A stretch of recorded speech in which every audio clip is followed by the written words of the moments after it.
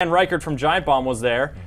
Rob Handler from GameSpot was there. I was. Jeff Gerstmann from Giant Bomb. I was not so on much. vacation. You were on vacation? I saw the game at E3 though, so I'm familiar. Familiar with the details. Exo jumping business. All right, well, let's talk about it because this is Call of Duty multiplayer. I think, Jeff, you probably have more Call of Duty multiplayer experience than all of us on the here combined. Dan, do you play much? Yeah, I've kind of been the Call of Duty guy for the last several years. Well, that's right, because you at Game Informer, you said you did the cover story for it, right? The cover story for Advanced Warfare and Ghost, and I did all the review and multiplayer trips and all that stuff. So yeah. So you guys got chops. Rob? I played a lot of the first couple, and then kind of dropped off on Ghosts. Played only a couple hours. Well, Advanced Warfare, of course, the big thing is movement. Is you got a double jump, you can do this dash to the side business, and I think it's pretty friggin' great. I think it is just this really neat kinetic change up to the way those matches play. What do you guys think? I like how it had the basic stuff you can do, like the dashes, the dodges, and things like that, but you can also go into your customization and pick that extra exo ability, whether it's the mid-air hover or the boost slam thing where you punch down on the ground with that finite battery. So you basically have to pick and choose when to use that.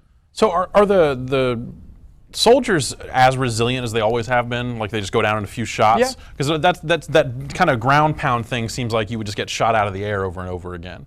It'd have to be real fast, right? Yeah, I haven't actually seen the ground pound. I feel like it's in not action, something but you want to do when it's facing off with someone. Sure, You're not going to double jump and try to ground pound It's just going to be almost like a stealth thing, like you got up behind somebody and you're like, check this out, bam. Yeah, like Assassin's Creed thing, you're up okay. above someone and just jump down on them and punch. And because it's so easy to get to different levels of the map now with the double jump, the mobility is huge, and it's one of those things where it's like Call of Duty has been so just staid and plain for years and years that at least they're finally making basic changes to just mobility and stuff like that could be huge. So I came away from my time with it going this could be cool. Yeah, as opposed to adding more dogs. I mean, they kept trying to top themselves, and I felt like now they eliminated death streaks, just basic score streaks now.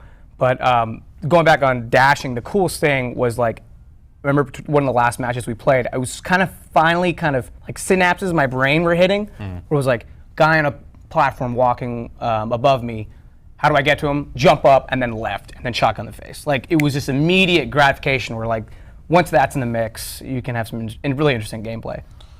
Yeah, and it seems like, I think there are some people that are quick to just go oh, it looks like Titanfall. It's it does, but the exosuits it's not mobile the same way Titanfall is, and there's certainly some similarities there, but I think they're carving out their own thing. It's a different kind of mobility, right? With Titanfall, you need to you have the double jump, right? But you have to, in order to make the most of Titanfall, you're running along walls. Yeah, you're doing wall hops and all this really cool parkour stuff that I really love.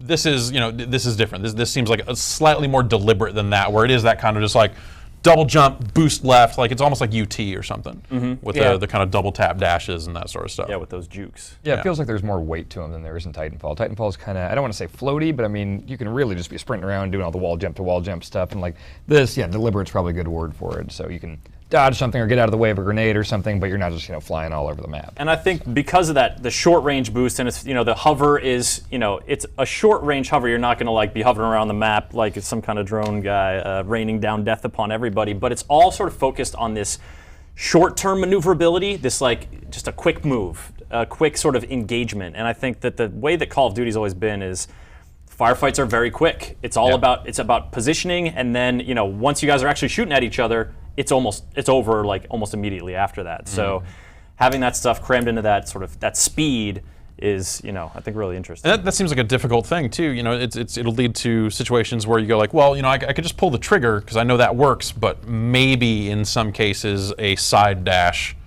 would be a smarter idea, assuming you can then reposition. I might actually be able to get out of the way of someone shooting at me, as opposed to just, oh, the first bullet hit me, I'm dead. Yeah, right. Because the next two are going to hit before I can react and move significantly. If you can actually dash, then it sort of stretches out that encounter. Which maybe, yeah. It's kind of smart the way they map it to the controller because, you know, clicking the left stick has always been sprint forward, but it doesn't really do anything if you're going left and right or back. And now, I mean, it's just basically click is the extra speed in whatever direction you're holding the left stick. So that makes a lot of sense. Yeah. I'm really curious to see, like, down the road, like when we were playing, not many people were using that. It was only the last couple of matches where, like, oh, I finally like pulled that off successfully in the trailer that I just saw. You get comfortable with it. Yeah, and once that starts happening, I really see that game looking a lot different and just feeling a lot different. Like, you know, instead of just like headshots, it's going to be like, oh, that combo move he just pulled. Like, that's going to be something to look forward to. And I think especially in uplink mode, which is the new sort of mode that they were showing off at the event we went to, it's, you know, there's a neutral ball that you have to throw into this glowing sphere on either end of the map.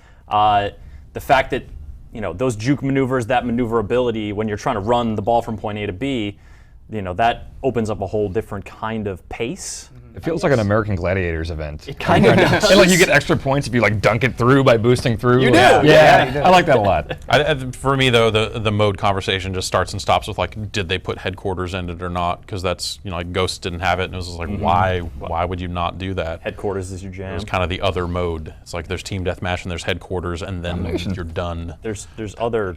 You like domination? It's all right. Ah, that's great. Like domination is like older than me at this point. It's just like, come on.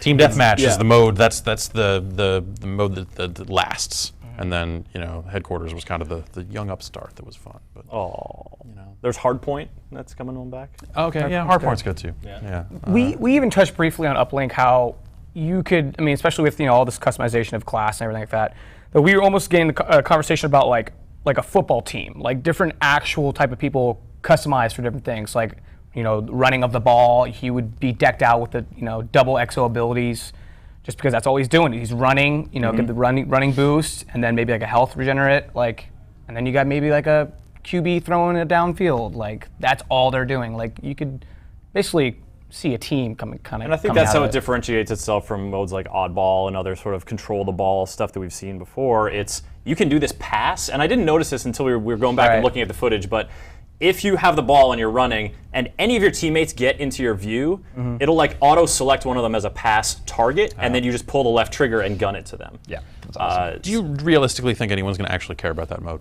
I want to do it. Yeah. I mean, like beyond like I want to do it and then like play it for the first week. I think like I feel like if you look at, you know, Call of Duty modes and you look at the player counts, we are just talking about TDM and death and domination. Oh, for sure. And that's like normally what I play. Yeah, you're right. that's.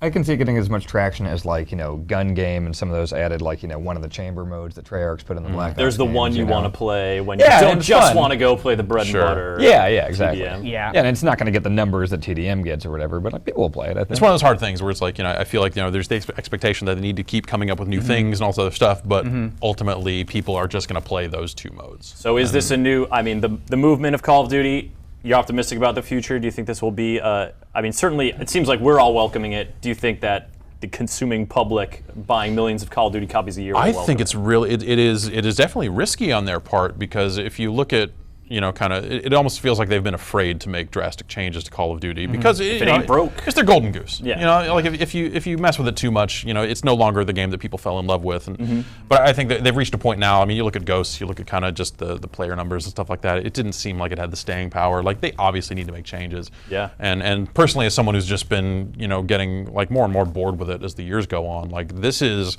the most dramatic change they've made. Yeah.